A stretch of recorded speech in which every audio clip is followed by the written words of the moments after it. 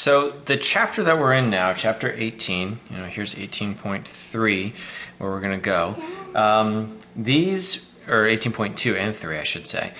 These focus on the kind of reactions that benzene undergoes, which is electrophilic substitutions. It does not undergo addition reactions. We don't end up adding across this double bond. And the reason for that is because this is an aromatic system. It's incredibly stable. So taking away double bond makes it no longer aromatic. It's no longer as stable as it once was, so it's not very attractive. So here's our electrophile, something with a positive charge. And it is going to end up adding here, substituting here, and then kicking off this hydrogen atom. So this is the basic kind of reaction that ends up going on here. And there are 5 different kinds of reactions where we see this. Halogenation, where we end up adding some sort of halogen, chlorine, bromine, or iodine. Nitration, where we end up adding an NO2 group. Okay. Sulfonation, where we end up adding I don't want to get this right, SO3H group. A Friedel-Crafts acylation, where we end up adding something that has a carbon, an acyl group, so a carbon double bond. And then a Friedel-Crafts alkylation, where we end up adding something that is, carbon containing.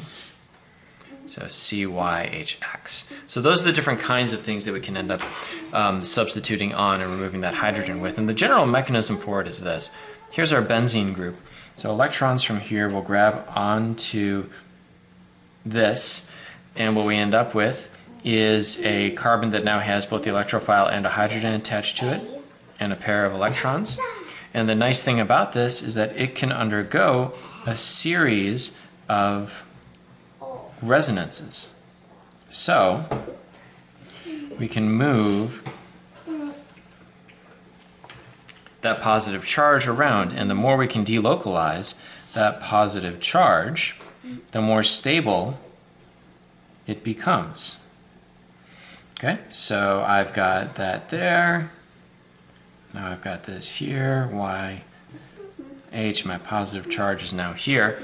And what will end up happening is electrons from here will kick back to this.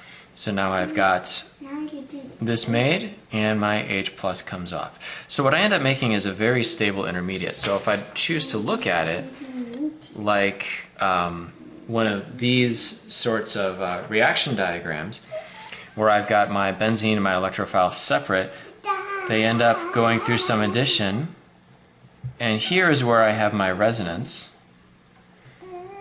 So it's where I've got this species.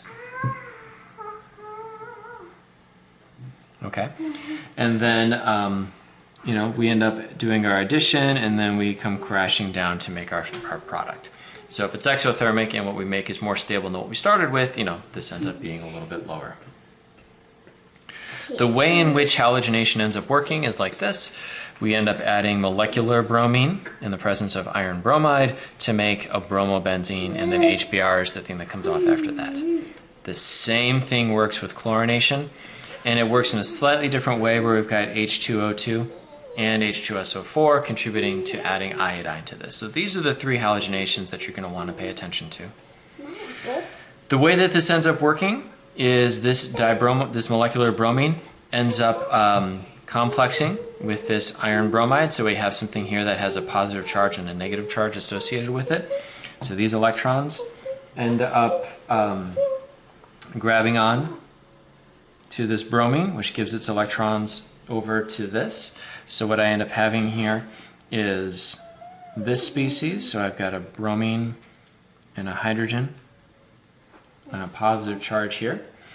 And then some base that's around here is able to grab onto that hydrogen, which kicks its electrons back off here.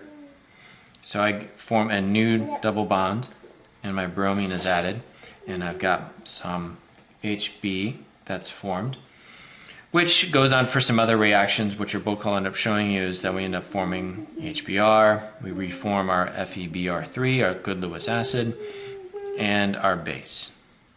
Okay, so those things are all there, but the thing we really want to pay attention to is the benzene as it goes through. That's the focus of this. Chlorination works the exact same way. You won't have to worry about a mechanism for iodination.